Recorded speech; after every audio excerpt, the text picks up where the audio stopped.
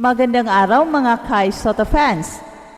Si Kai Soto, ang 7'3" na pambato ng Pilipinas, ay patuloy na nagpapakita ng kanyang husay sa basketball sa 2024-25 season ng Chupan B-League. Sa bawat laro, binubura ni Kai ang mga duda at naglalatag siya ng malinaw na mensahe na kaya niyang makipagsabayan sa mga pinakamahuhusay na manlalaro. Sa pinakahuling laban, muling pinahangan ni Kai ang lahat sa kanyang kahangahangang performance na nagdala ng Koshigaya Alphas sa isang dominanteng panalo laban sa Kawasaki Brave Thunders 100-74. Pinangunahan ni Kai ang kanyang kupunan sa pamamagitan ng pagtala ng 25 points, 18 rebounds, double-double, kasama ang 2 assist at 2 steals. Ang tagumpay na ito ay nagtaas ng kanilang record sa 6-12 na nagbibigay ng bagong pag-asa sa kanilang kampanya ngayong season. Samantala, ang labanang ito ay naging isang malinaw na halimbawa kung paano naging mismatch ang kalamangan ni Kai kay Matthew Wright at sa buong koponan ng Kawasaki. Sa larong ito, ipinakita ni Kai na pang-playoffs na ang kanyang laro. Ang laban ng Koshigaya Alphas kontra Kawasaki Brave Thunders ay naging showcase para kay Kai na ipakita ang kanyang buong potensyal. Ang kanyang 25 points and 18 rebounds ay hindi lamang mga numero sa stats, kundi ito ay sumasalamin sa kanyang pag-usbong bilang isang complete player. Well, hindi lang sa scoring at rebounding na kilala si Kai, kundi pati na rin sa kanyang presensya sa depensa at ability na magpasimula ng mabilis sa opensa. Ginamit ni Kai ang kanyang tangkad at galaw upang pahirapan ang depensa ng Kawasaki. Halos wala silang nagawa upang pigilan si Kai, lalo na sa ilalim ng basket.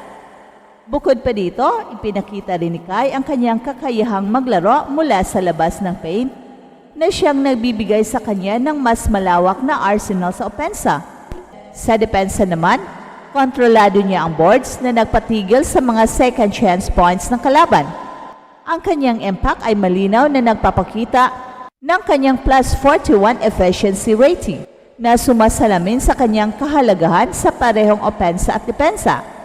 Samantala, si Matthew Wright, na kilala bilang isa sa mga leader ng Kawasaki, ay tila nawala ng saysay sa harap ng presensya ni Kai. Nakapagtala lamang si Matthew Wright ng 4 points and 1 steal. Isang tahimik na gabi para sa kanya.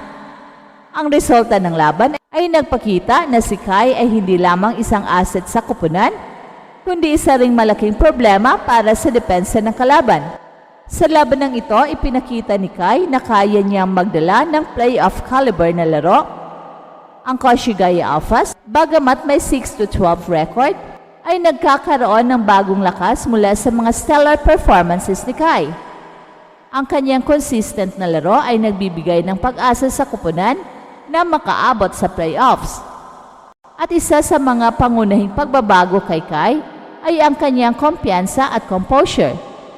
Dati-dati, may mga pagkakataong nag-aalangan siya sa mga crucial situations, pero ngayon buo na ang kanyang loob.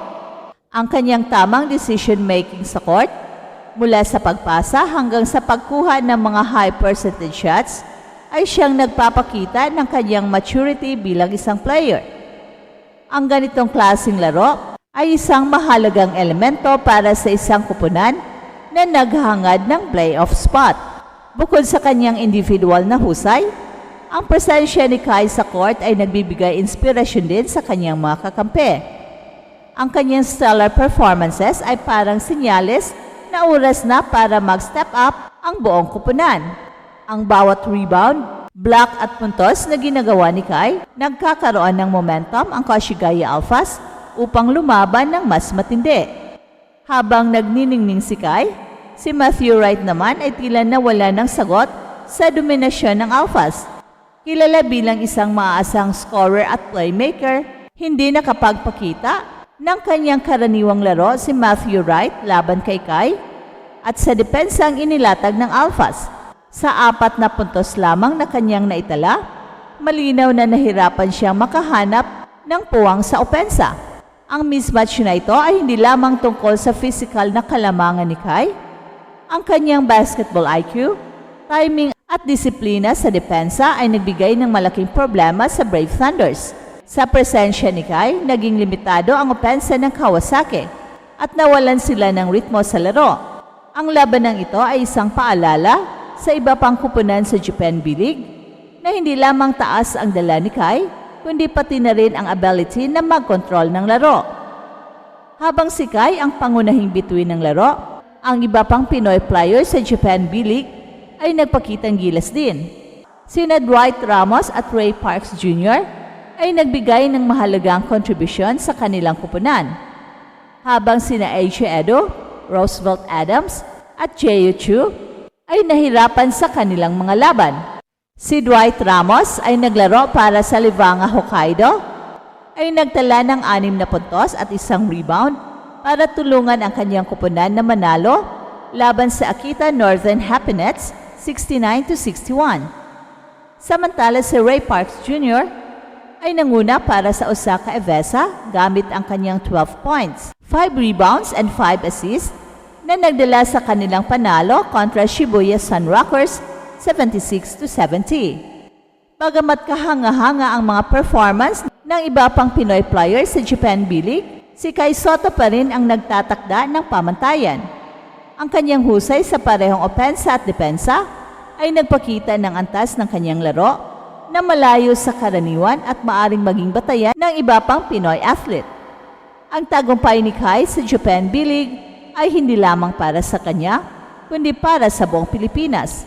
Ang bawat rebound, dunk at block na kanyang ginagawa ay nagbibigay inspirasyon sa mga batang Pinoy na nangangarap na makapaglaro sa international stage. Si Kai ay nagiging simbolo ng posibilidad at pag-asa para sa mga nangangarap na maging bahagi ng global basketball scene.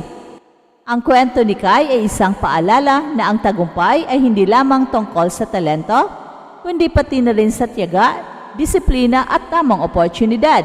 Sa patuloy niyang pag-abot sa kanyang pangarap, ipinakita ni Kai na kaya ng mga Pinoy na makipagsabayan sa pinakamahuhusay na players sa buong mundo. Hey, hey, hey! Attention mga kapatrol! Get ready for an epic giveaway! Once Express Info hits 150k subscribers, one lucky winner will win the incredible Oppo Reno 11F 5G smartphone. Here's how to join. Step 1. Subscribe to Express Info right now.